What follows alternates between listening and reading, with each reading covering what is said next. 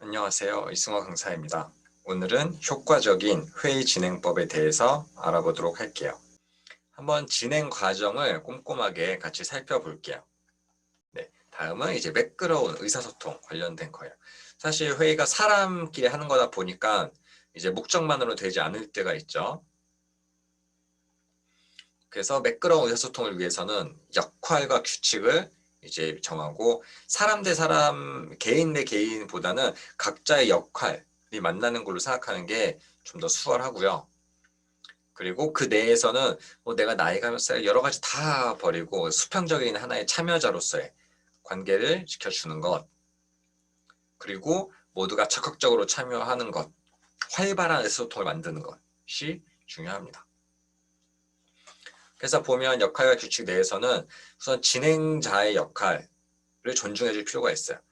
누가 투머치 토커의 목소리를 어느 정도 정리하고 또 새길로 빠지는 것을 바르게 돌아오고 그런 것들을 어느 정도 진행자가 해주는데 그 역할을 존중할 필요가 있고요. 그리고 개인의 감정보다는 우리가 정한 이제 뚜렷한 의제 그리고 우리 현재 규칙이나 기준에 의해서 생각할 필요가 있어요. 그리고 야, 나이가 높고 직급이 높고 해서 편하게 막 이야기하는 건 중요하지만 기본적으로는 우리가 회의 내에서는 뒤에 뭐 님자리를 붙인다거나 뭐 여러 가지 존중의 입장에서 뭐 이렇게 편하게 얘기하는 것보다는 절차를 명확히 하고 발언권을 얻고 그 다음에 명확히 이야기를 하고 이렇게 하는 게 중요합니다. 웬만하면 그렇게 높은 사람이나 더 이제 편하게 할 수 있는 사람부터 그런 거를 지켜줘야지 다른 사람들도 다 존중하면서 명확하게 의견이 전달이 돼요. 그리고 내가 뭐 이렇게 결국 다른 사람도 듣고 이제 공통의 이제 대화이기 때문에 내가 이렇게 또렷하게 말하는 것, 또렷하게 내 생각을 정리해서 말하는 것 이런 것도 굉장히 중요해요. 다른 사람이 말할 때 내가 들어주는 것, 끄덕끄덕하고 이런 것도 모두가 포함해서 하나의 절차 규칙이라고 할 수 있거든요. 그걸 잘 지켜주는 게 중요합니다. 그래서 항상 뭐 나의 개인적인 그런 것보다 나의 역할 내에서, 우리 팀 내에서, 우리 회사 내에서 이런 어떤 역할 규칙 내에서의 적합한 그런 거 내는 게 중요하고요.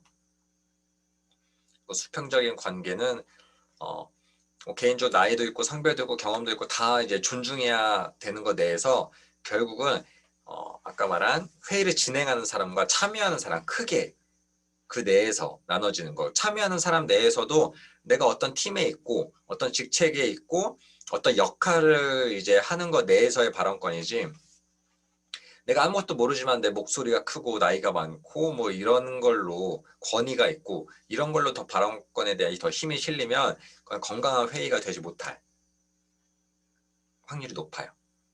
그래서 수평적으로 자기 역할 중심으로 생각하는 게 중요하고요. 그리고 발언권 내에서도 뭐 투머치 토커 한 사람이 너무 말을 많이 한다거나 그랬을 때는 어느 정도 제재가 필요하고 그리고 그것은 진행자가 이제 해주면 깔끔하지만 그렇지 못할 때 여러 가지 규칙 시스템적으로 통제할 수도 있어요. 그래서 우리가 토론 같은 거나 이런 거 보면은 마이크 자체를 이제 꺼버린다거나 어느 정도 정해진 시간이 있다거나 이런 식으로 이제 통제하기도 하는데 여러 면에서 너무 한두 사람 중심으로 돌아가지 않도록 균형 있게 배분하는 게 중요하고요. 그리고 한 사람의 권위보다는 다수, 그러니까 회의라는 것 자체가 다양한 사람들의 만나는 장소이기 때문에 다수에 의한 판단을 존중해주는 그런 분위기가 중요합니다. 그래서 어떤 안건에 대해서 구체적으로 우리가 확정을 할 때는 이제 분명히 뭐 의사결정권자의 목소리가 더 클 수밖에 없지만 이런 익명투표든 아니면 이제 공개투표든 여러 가지 다양한 사람들의 참여를 이끌어내는 그런 시스템을 잘 활용하는 게 중요해요. 그래서 그리고 다수에 의한 판단 그리고 뭐 꼭 다수결이 아니더라도 그런 사람들의 참여 의식을 이끌어 줘야지, 아, 내가 하나의 이제 존재로서 거기서 인정받는, 내가 시간 때우려고 자리 채우려고 있는 게 아니라 이 회의에서 나의 의견이 중요하고 나의 역할이 중요하구나, 이런 마음도 가질 수가 있거든요. 그래서 그런 면에서 뭐 한 명이라도 어떻게 생각하세요라고 한 명 한 명이라도 이렇게 물어보는 그런 자세가 중요합니다. 네, 다음은 이제 적극적인 참여입니다. 회의에서 많은 사람들이 이제 힘들어하는 것 중에 하나가, 아, 사람들이 꿀먹은 벙어리처럼 말도 안 하고 뭐 핸드폰만 보고 자기 할 일만 해요.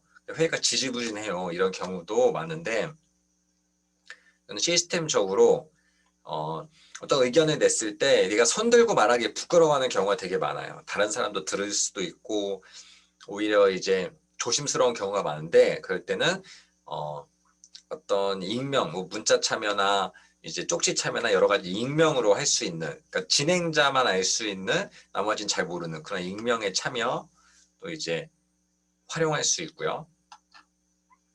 그리고 좀 의무적으로, 이게 의무적인 게 뭐 강압적이고 나쁜 것 같지만 내가 약간 뻘쭘하고 이랬을 때 그냥 한 사람당 하나씩 이상씩은 말을 해야 돼요라는 어떤 규칙이 있으면 규칙을 지키는 것 내에서 사람들이 참여를 잘 할 때가 있어요. 저도 토론이나 회의하고 이럴 때 내가 들어서 뭔가 나서서 말하기는 싫은데 시키면 잘하는 사람들이 꽤 있거든요. 그런 거를 활용해서 한 명당 하나씩은 의견 내셔야 됩니다라고 하면 그 내에서 이제 의무적으로 내가 해야지 하는 거 내에서 결국은 이제 좋은 의견이 나올 때가 있어요. 그래서 이것은 뭐 강압적이고 이런 태도의 문제도 있지만 결국 우리가 뚜렷한 의제에 대한 문제 해결이라는 큰 그림 내에서 이게 필요에 의해서는 좋은 방법이 될 때도 있습니다. 그리고 상품이나 포인트 같은 보상 제도를 통해서 이제 참여를 활성화시킬 수도 있어요. 특히 학생들과 뭐 하고 이럴 때도 마찬가지고, 저는 뭐 강의하거나 뭐 회의하고 이럴 때도 하나 간단한 먹을거리나 아니면 뭐 제가 쓴 책 같은 것을 갖고 와서 이제 뭐 질문해 주신 분들이나 이렇게 참여하시는 분들에게 상품을 주는 경우가 이제 많은데, 그것도 이제 가벼운 거지만 내 참여 의지를 돋구는데 이제 도움이 될 때가 있어요.